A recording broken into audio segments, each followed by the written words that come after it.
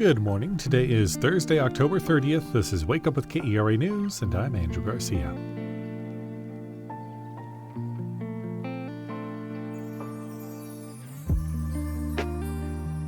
It's a chilly Thursday morning. We saw lows last night in the 30s and 40s, and will again for tonight as well. Highs today will be pleasant, topping out in the mid-60s. Two people set for trial next month will seemingly be the first facing federal terrorism charges that name Antifa as a domestic terrorist organization. We'll learn more after the news. Arlington Police say they've shut down a sex trafficking ring run out of a strip club. KERA's James Hartley reports. Detectives arrested 25-year-old Oziel Ramos and 40-year-old Ariel Tapia. They were charged with aggravated promotion of prostitution at the Chicas Locas strip club they managed. Police Chief Al Jones says the operation shows his department's dedication to ending sex trafficking and helping victims. Human trafficking is one of the true evils of our society. It has no place in our communities, and we want to assure our residents, visitors, stakeholders that we're doing something about it. Police also arrested two men at the club on charges not related to sex trafficking. The investigation is ongoing and more charges are expected. For KERA News, I'm James Hartley in Arlington.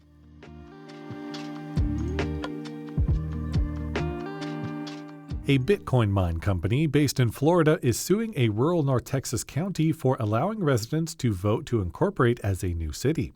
KERA's Pablo Arauz-Pena has more. Marathon Digital Holdings, or MARA, told KERA that Hood County's approval of a petition to include incorporation on the November 4th ballot was, quote, unlawful.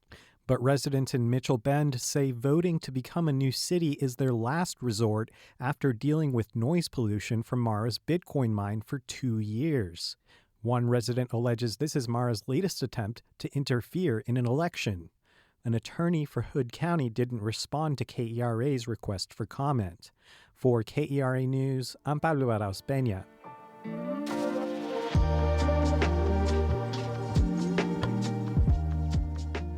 Two people set for trial next month will seemingly be the first facing federal terrorism charges that name Antifa as a domestic terrorist organization. President Donald Trump designated Antifa as such in September, marking the first time in history the government has officially made that designation. The defendants were indicted for their alleged roles in the July 4th shooting at an ICE detention center in Alvarado. And as KERA's Tolawani Osibamowo reports, the DOJ's case could serve as a playbook for how alleged left-wing violence will be framed and prosecuted by the Trump administration. Zach Evitz and Autumn Hill are accused of supporting terrorism for being part of the so-called North Texas Antifa cell that carried out the shooting. Authorities say they and 16 other defendants helped plan what prosecutors call an ambush on the Prairieland Detention Center.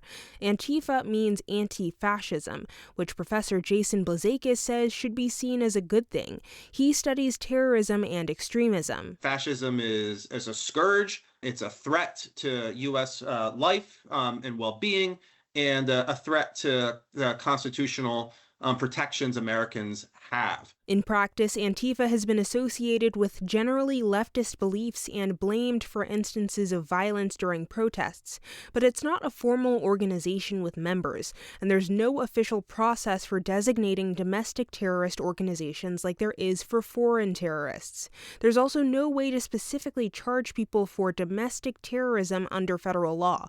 Blazakis says that's likely why Hill and Evitz are being charged with helping an act of terrorism, not supporting a specific terrorist organization. So when we have domestic issues of individuals involved in what's seen by the government as an act of domestic terrorism, the government has to be creative in how they charge these individuals because there is no list of domestic terrorist organizations. The government describes Antifa as a network of groups that adhere to anarchist or Marxist ideology and oppose the U.S. government, especially under Trump's immigration policies.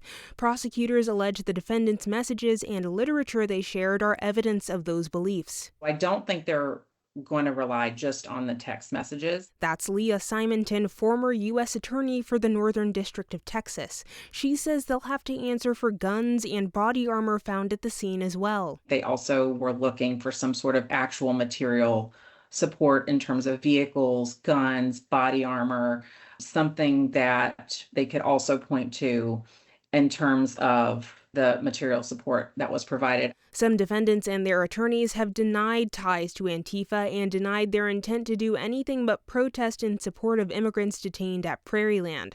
The defendants, along with prosecutors, have accused former Marine Corps reservist Benjamin Song of bearing sole responsibility for firing at law enforcement that night.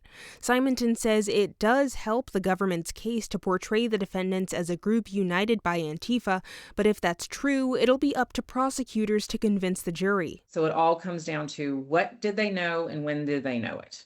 Did they all understand when they went to the facility that the object of their plan was to shoot at federal or state law enforcement officers? Or did they think it was something less in terms of just aggravating them, shooting the fireworks, etc.? Some experts worry that Antifa being linked to any left-leaning beliefs could violate the First Amendment.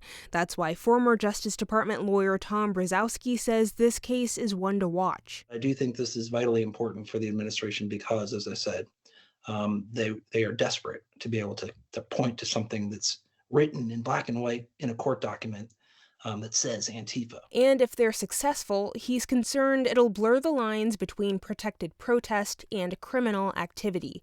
For KERA News, I'm Toluwani Osibamowo.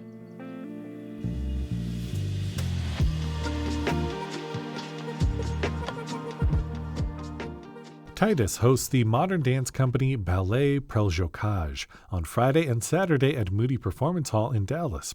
The French troupe performs its contemporary ballet Gravité, a work that explores the unseen forces that bind bodies to the earth and to one another.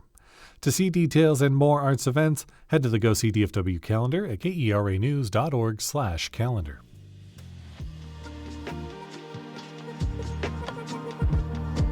Thanks for listening to Wake Up with KERA News. I'm your host, Andrew Garcia. For more news in your inbox, visit kera.org/wakeup. That's where you can subscribe to the Wake Up with KERA News newsletter.